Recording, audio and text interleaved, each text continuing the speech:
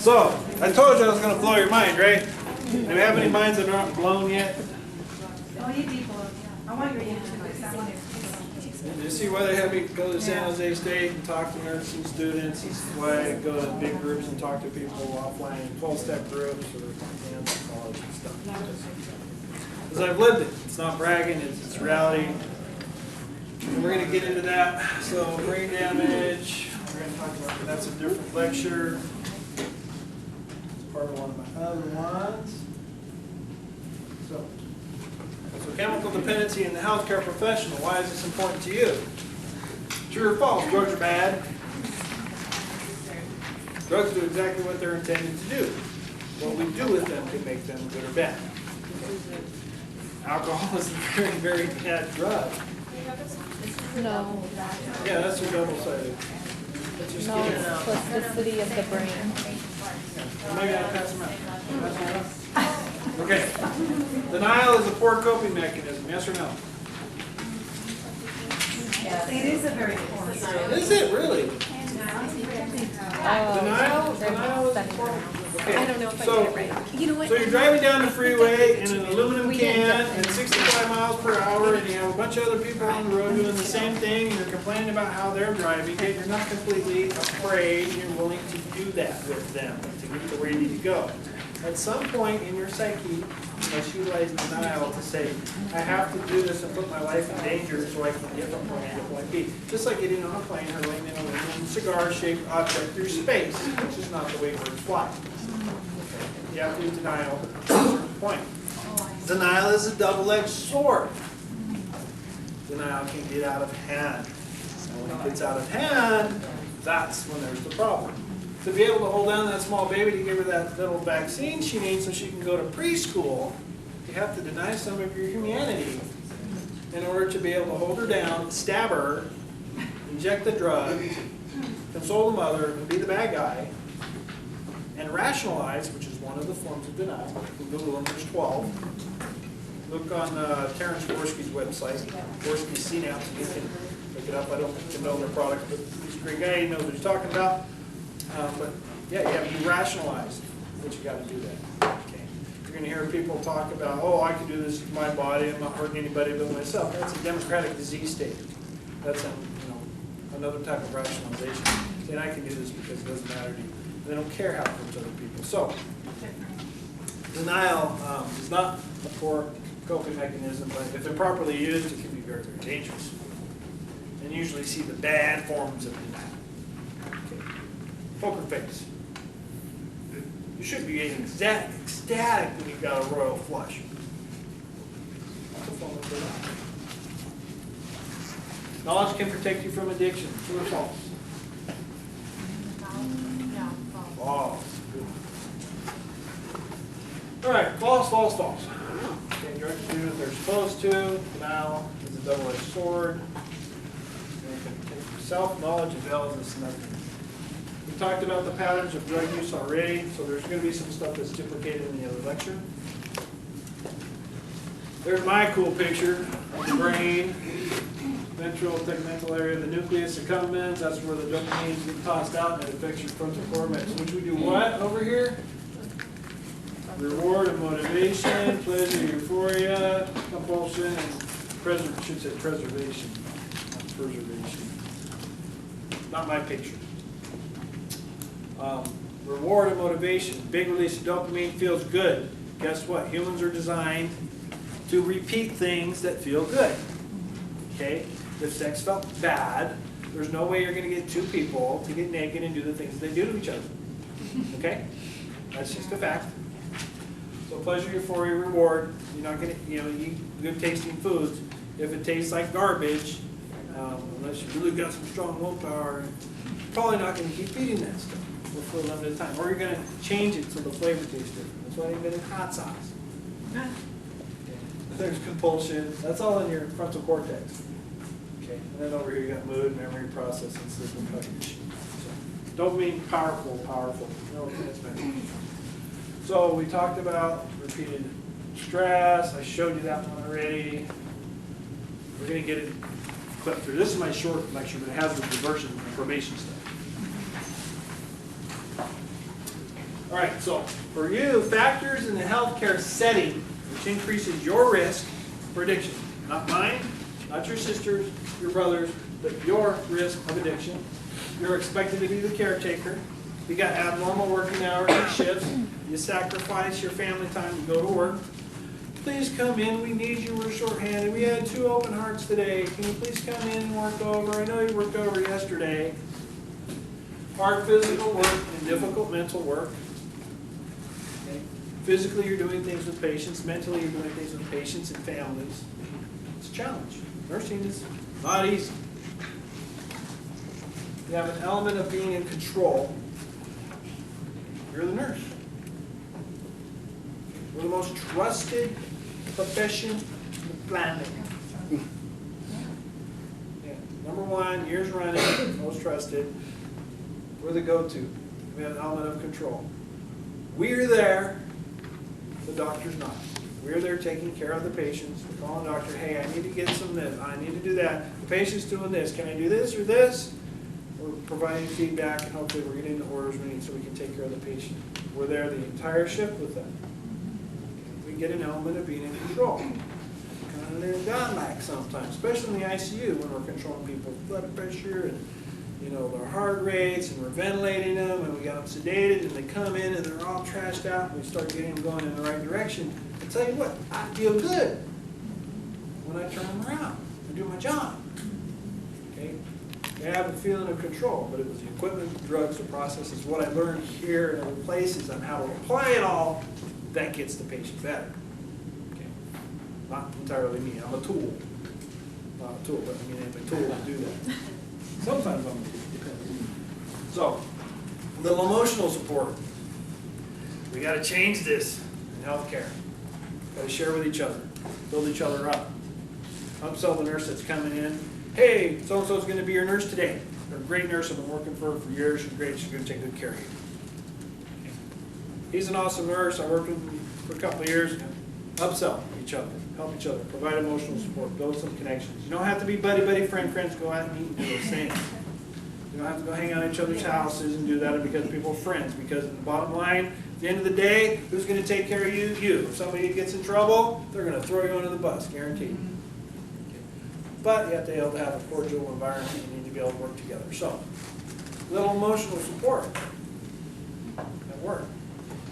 You're expected. Like, I need to go to the bathroom. Why? Can't you wait? I'm going to the bathroom. Oh, you need to go. And then it's the opposite. You need to go eat. No, I need to go take a nap. I'll be back in 15 minutes. What? You take control. Nurses get really codependent, controlling and things, but with little emotional support. So, we need to provide the emotional support. And a lot of times that's letting people be people and make up their own mind. Because you're adults and you're going to have, you're nurses. You're already nurses. You know how to take care of yourself. Some of us high stress levels. Well, they can get really high. We can make them higher a lot of times by taking on too much. Somebody asked me earlier, how do I do work full-time, 12-hour shifts, go to school full-time, work on my doctorate, volunteer, work on books, have a successful marriage, see my kids, see my grandkids, and it's time management, it's balance. Life balance. I do a little of all those things. And I plan time for the fun times. And I have a supportive spouse who knows I get crazy and I get on these 6 days runs at work, but then I'm off a week. So you work it together in great vacations, great phenomenal vacations where I don't complain and it doesn't really matter what costs because I work a bunch of All right, need for constant updating of skills. I got my certifications, I got ALS, BLS, PALS, my trauma nurse core course, plus my critical care registered nurse certifications due next year. And then there's always, here's a new pump and new types of monitors, and here's a new drug. And, well, we changed the process of how we do this, and there's always some updating of your skills. And you got to stay current. Whether you're on the clock or not, you got to stay current.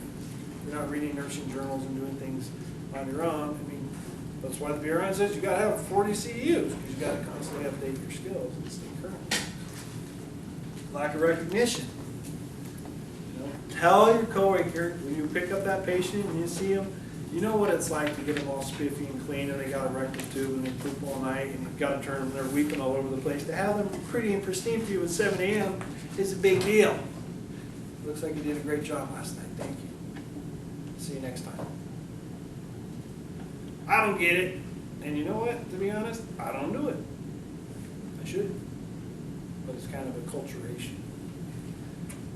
Got to give a high five to somebody when they come in. I do get from some nurses, I'm charged, that if you give me a high five when I stay over. Thank you so much. And I mean it. Because they know it's hard when we don't have the help, because then we look at strength. And the high stress level gets higher. Working with difficult patients, that's a broad statement. Easy accessibility of drugs. I don't care what kind of system you have, you can get drugs. I'm not going to tell you how to get them, it's not my job, but they're readily available. You can waste with people all day long, blah, blah, blah, do this, but once you walk away, whatever you got in your hand is in your hand. That's all I'm going to say about it. May or may not get into the patient, that's up to you, depending on how much fanatic you are. But easy accessibility of drugs. Somebody told me the other day, they kept losing the, oh God, I can't remember the name of it. I had it off the top of my head. For pulmonary hypertension. Revatio. Right? They're like, well, when a certain nurse dude worked, they had to start locking it up. It's the low dose form of Viagra. Now, is it difficult for somebody who's had the experiences that you had to be around all that? How do you take it? Do you know what I mean? Is it harder, or it's like working in a bar as a bartender or something? As a, It can be a challenge. It depends on the level of recovery activities and What level you're at. here's what I know. Here's what I know from me and my core.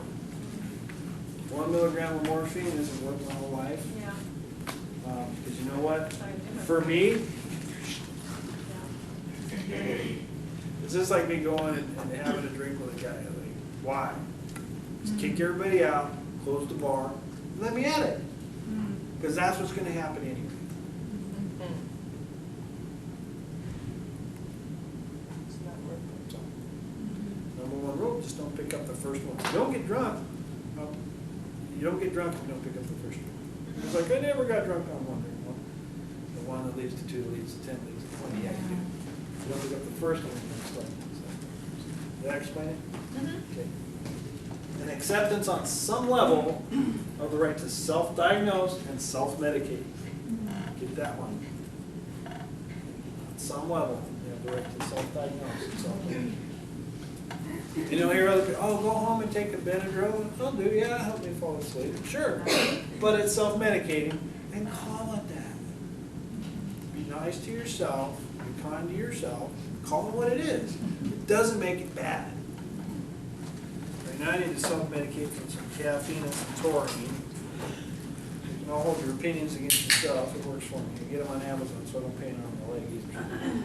That's rationalization for the cost. That is a denial pattern. You're successful. Okay. So, factors in the health profession which increase your risk of addiction. This is going to blow. This is what you should all be, right? Type of person places others' needs before his own or her own. Use of denial in the work setting, as we talked about, giving shots and doing things. 18% of health professionals are heavy drinkers and use alcohol to deal with job stress. I hear stories about people leaving the ER, going to the bar afterwards. Maybe not so much anymore. That just means there's more closet drinkers. But whatever, right? Many health professionals come from alcoholic backgrounds because we want to be caregivers. Why? Because we were raised to be. Because we grew up in alcoholic backgrounds. We were the caregivers, taking care of mommy, daddy, brother, cousin, sister, brother.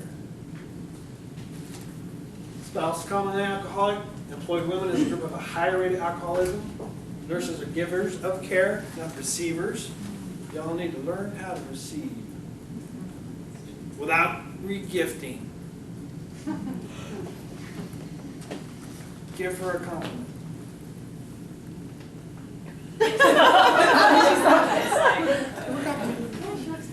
Pretty, very Tell her. I like her. She didn't regift. Oh, wow. Because regifting would be, oh, thank you, so do you. I love your shirt. Oh, yeah, and that's what you're not supposed to do, right? Yeah, Accept I do it. that all the time. Don't apologize. can you please help me? I'm so sorry to bother you. It's your job. Hey, can you please come help me? Type of person who's a perfectionist. I hope so. You're going to be killing somebody. Right? We want to do it right. Right? We don't want to hurt anybody. We want to do our job well. We want to do it right. We want to be top. We want to get the kudos we're never going to get. And believe that knowledge of pharmacology lends us some protection. Oh, I can take a couple milligrams of morphine. It's not bothering me. The couple Vicodin the dentist gave me didn't hurt. Oh, what's this in my pocket? Oh, well, I don't need to turn that in. I'll just get into trouble. Nobody noticed it so far. I'll leave it in my locker. If nobody notices, then I'll take it home. All right. Denial and the problem. All professionals in healthcare must learn to employ denial or self-deception in order to work with the sick and the dying. I'm a little bit rougher than that. I'm less Willy Wonka. Everybody understand the meaning of that term? I'm not quite Willy Wonka. Years ago, and as an executive, I had to be a little bit Willy Wonka, a candy coach. I'm not Willy Wonka. I'm not harsh or mean. Like me, when a doctor did last night, we're talking to a patient, and he did a liver biopsy, and he says, hey, I want you to come in for colonoscopy and EGD and stuff because I want to make sure you don't have liver cancer, because this usually happens with some people that have this problem you have liver cancer, so we want to check it out. He didn't say, oh, you just need to follow up later. Right? Kind of candy coated. We want to see if there's run some more tests. He was straight with the guy, and I was too. Which is a challenge. It's hard to be brutally honest like that when you go to somebody and you say, you're going to die.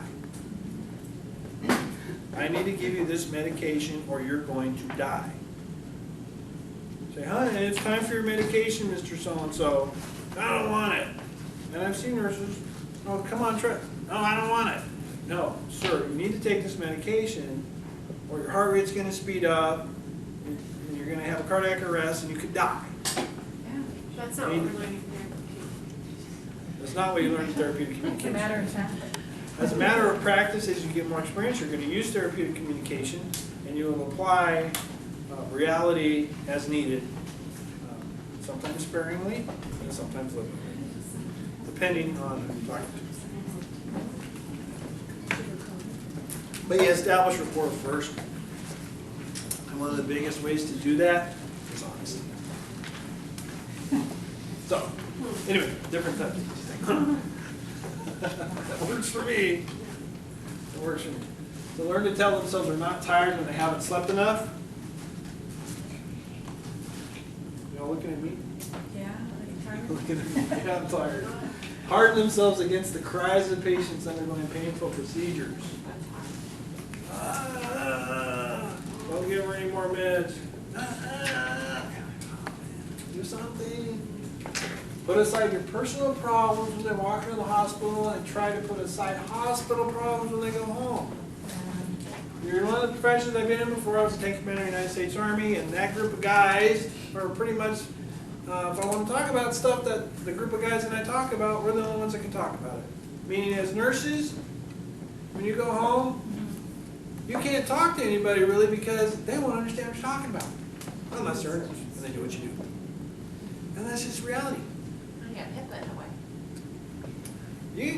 You can talk about stuff, but people are like, what's a what? I mean, unfortunately, my wife's a medical doctor. She has, so what's this, honey? And I mean, I think it feels good that answers the question. But, yeah, so we leave our problems outside and we leave the work problems there too. It's a challenge, more problems. So, the same technique used unconsciously allows them to deny their own painful addiction. We rationalize, I work hard, I do this. I need the caffeine to stay awake. This lecture is important. Now, all those statements are true. Still medicated with caffeine. I'm running out of lack of sleep. I'm still doing it. Okay. Well, I also have a plan. Where's my stopping point? I'm off until Sunday. Oh, how fun. How many of those do you have a day? 1, 2. Is that your heart? Huh? Are they back to your heart? doesn't work. No, seriously, like, that's what I've heard that those, people who drink those. Somebody take my pulse. Yeah, blood Long pressure. Take my term. pulse. Oh, blood pressure. That's bad for her. He's all nervous for teaching. He's probably nervous because he just. Your pulse is good, but I have Normally heard run that about it's hard, six. that it's hard on the heart. Was it fast? This isn't a taurine lecture. If I was smoking crack, I'm talking about being hard on my hot, but he's drinking Red Bull. So denial is also, I know. yes, rationalization. I did not say you get to challenge it. I said I'm using it. Now that's something you get to learn when you want to talk to addicts and stuff. You cannot pick up the rock they put down in front of you and throw it at them. Are we being codependent? Because it's part of codependency, and they will throw 10 rocks back. So I'm just dumping my rocks. Let's move on. Red Bulls alone. Let's move on. Leave my Red Bull alone. It's done yet. Okay? It's called boundaries. It's my business, and yours is over there. What you got in your cup right Yeah, the wall. there? Jack Daniels, and fruity yogurt, high sugar. And you want to get picky, we can get picky. All right.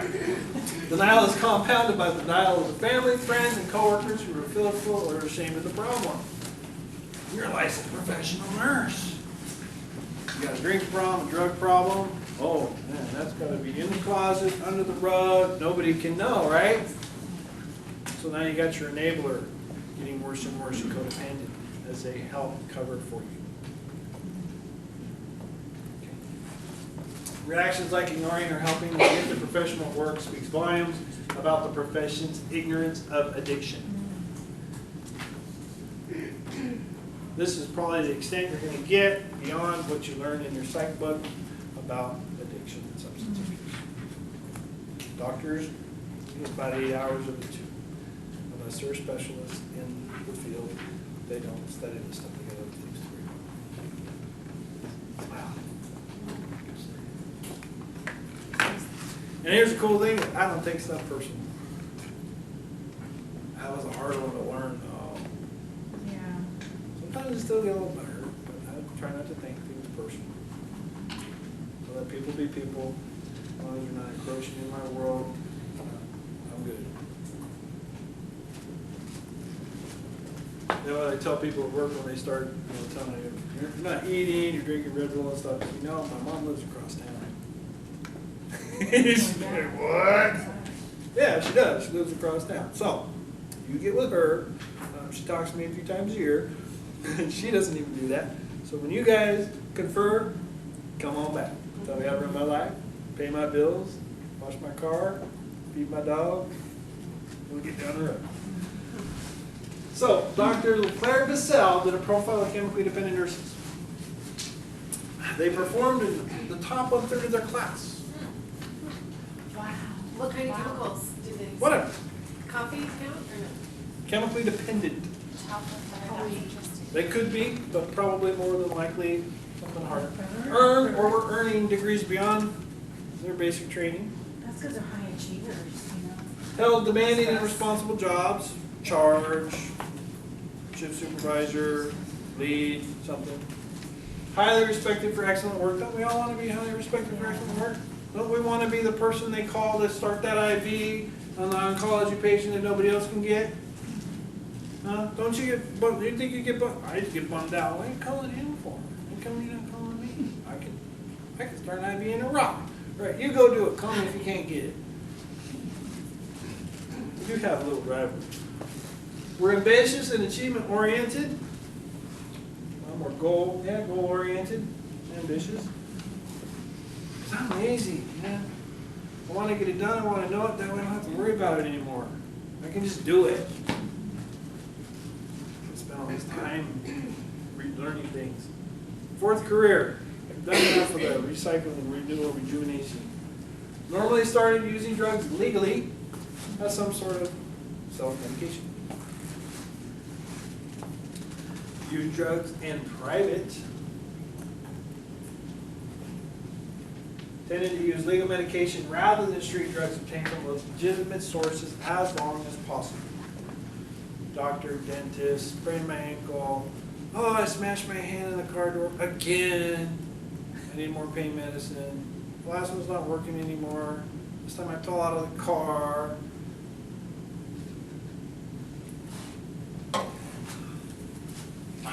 Average age of the disease manifests at age 40 years. I'm looking around the room.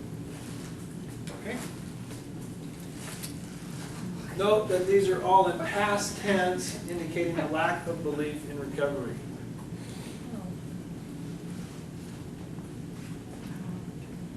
Indicating a lack of belief in recovery. We talked a little bit about, somebody brought up that when you go back to work, if you're in diversion and stuff, the fear. The fear is shown on their face. I show my face in Valley all the time. I think it's clinical there. I talk to my former assistant nurse manager. I still have classmates and coworkers there. They're my friends. Why? Because if they just disappear, they don't see what the face of recovery looks like.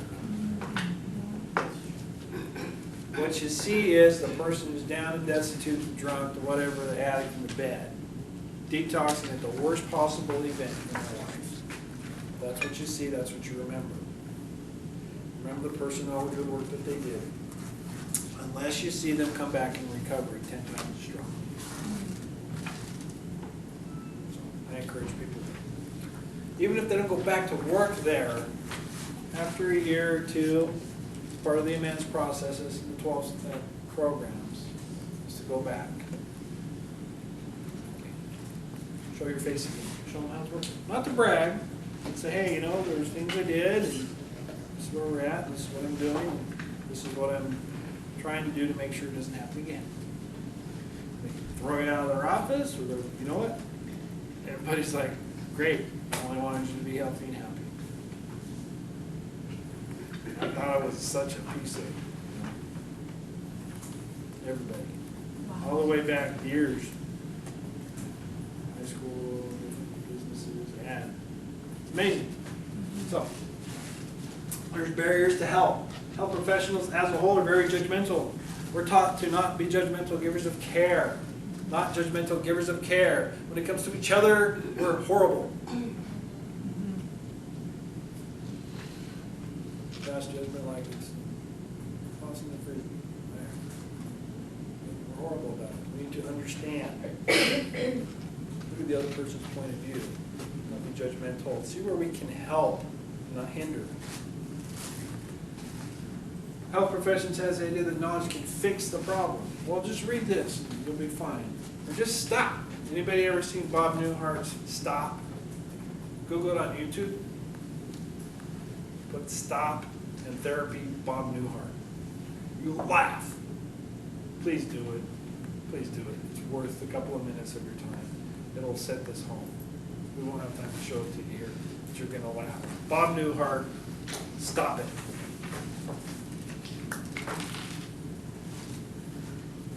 Fear of problems with their license. Who's going to go out of their right mind after they start developing a drug problem or drinking problem or mental health problem?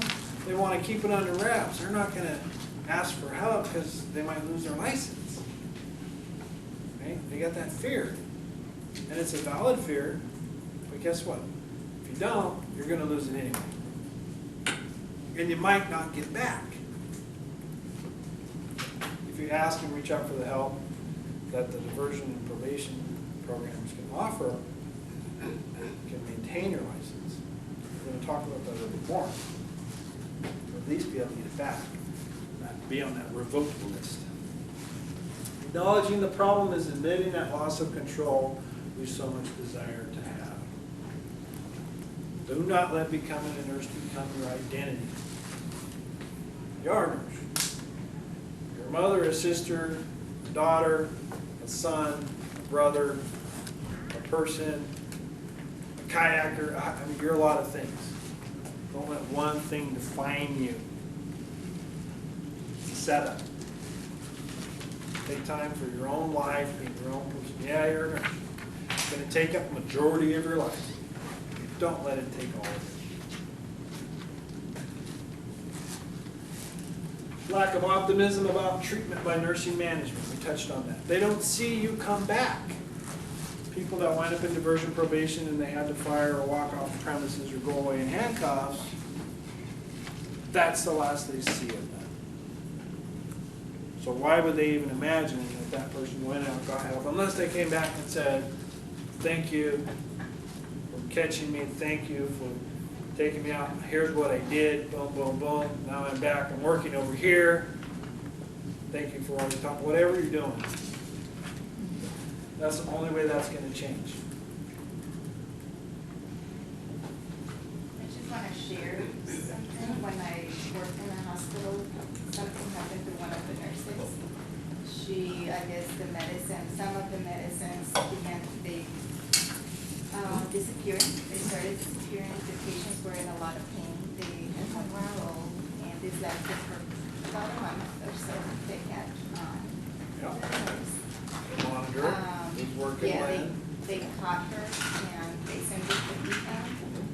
After, they brought her back and they put her in an area where she didn't have access, and needed access to the drug. So they helped her. To bring her back. We're going to talk about that enforcement and probation first. Diversion will be the same in that. They'll let you go back to work once you complete some treatment. That's good. Okay, we're going to talk about that. But you'll be in a non-patient care setting initially without access to drugs. Especially if that involves. So enforcement and probation, so what happens, there's a complaint, somebody files a complaint, there's the pharmacist, a family member, a fellow nurse, says, hey, you know, you got a problem here. Then there's an investigation, a BRN investigator comes down, works with the pharmacy, nursing management, and everything, and they look at all the records to validate the complaint. They don't just take it at face value. They make sure it's real. Then they take legal action. They will sue you, take your license away. They will revoke it if they find a reason to do that. But they may stay the revocation should you go on probation or diversion. Meaning you no longer have a license to let you work if you do certain things according to a contract that you sign with them. Okay? Remember, your nursing license, you earn it. It is a privilege, but it is not your right. It can't be taken away. Temporarily or permanently.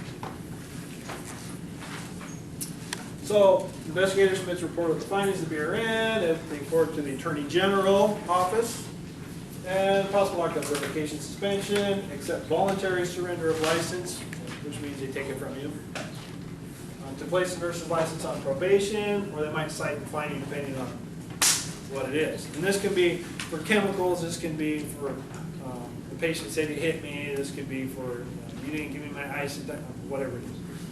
Like cite and fine. Don't hear that much. Most of the time, we see license on probation, or they get voluntary surrender, and then they got to be on probation to get back. Once revoked, might be years before, if they can get it back. Probation, you do a compliance contract monitored by a BRN probation monitor. The people they have there now, not affiliated with the BRN, I'm talking just on knowledge, so this isn't endorsed by the BRN, this is part of the lecture at all. This is just the facts that we've determined over the years of people in probation in the group. Okay, we get this information. The people that are the probation monitors now came from the criminal justice system. Or formerly, a lot of them were nurses and people that worked at the BRM who then were probation monitors for nurses. So these are people in the probation business. Law enforcement coming over. A little harsher, but a little different deal. On the nursing side, our thing is healing, treatment, get you back to your normal life. Not punitive. We're supposed to be doing that.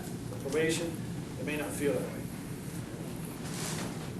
We have an undetermined time of probation, usually 5 years from what I hear. It's involuntary.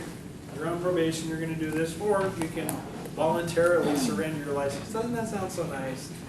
Yeah, after all this hard work, no, that sounds nice to me. The complaint will always be present on your professional record. So you go to the website, type in that license number, bam. The whole complaint and everything will be right there. In PDF for the world to see. Anybody with your name. Successful completion restores license without restrictions, but the complaint's always there. Diversions, different. focused on treatment. Voluntary confidential program for RNs who practice may be impaired due to chemical dependency or mental illness. So it's one or the other kind of, like either they go Or to both. probation or they go to diversion? Either or. Diversion, you gotta say, hey, I got a problem, I want help. Can I get in the diversion program? If you do not ask and say that you got a problem and get help, you will be given probation.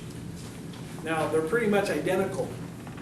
The difference with diversion is when you successfully complete it, because you get into recovery, you do all the things they tell you to do, which you have to do in probation anyway, they don't have the permanent link on your license. The license is free and clear. You're able to resume your life, and the whole complaint disappears.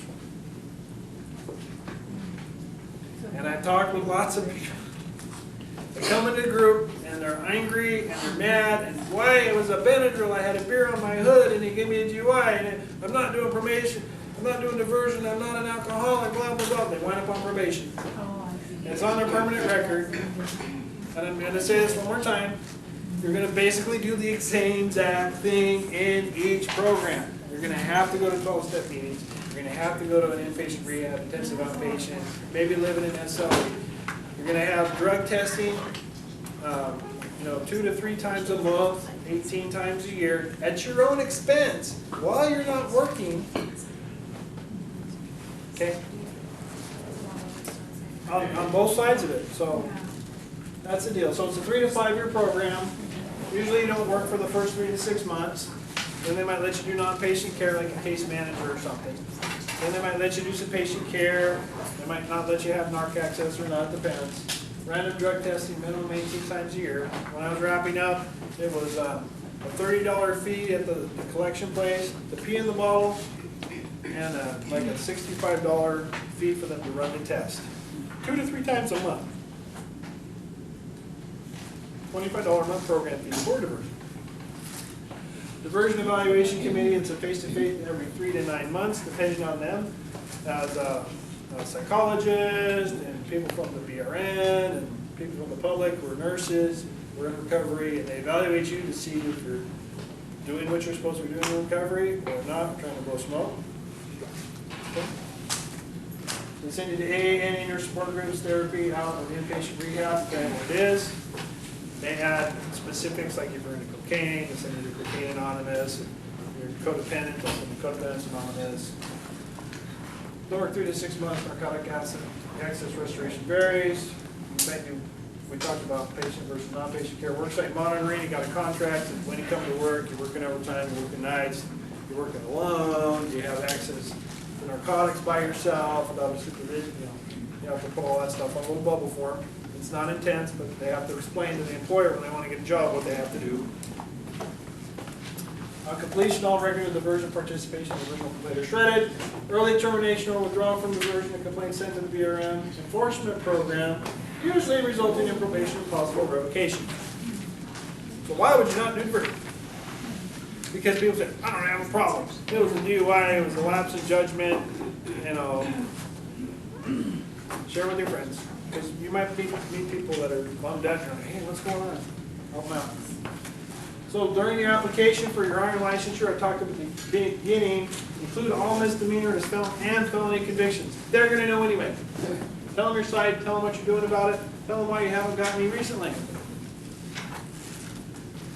You may have to provide proof, different things. If you're in recovery, show meetings you go to. If you did a rehab, show the rehab, anything like that. They will look at that. They want to see your honesty and your candor. Applicants are required by law to report everything. Okay, you will submit fingerprints with your application. Here's the number for WeCare. Here's the website. Send your name down. That's the contractor that rents Maximus for the BRN. This is Millie's number. Millie? BRN? Oh, she's in the beer. That's me. Oh, the We Care. So you're That's from me. We Care. I told you that at the beginning. I'm here. I'm here. I understood the impression it was some woman that ran that kicked them out. Sharon's not here. She just got back. You said there's like the rules and babies closures. Like you said, if you're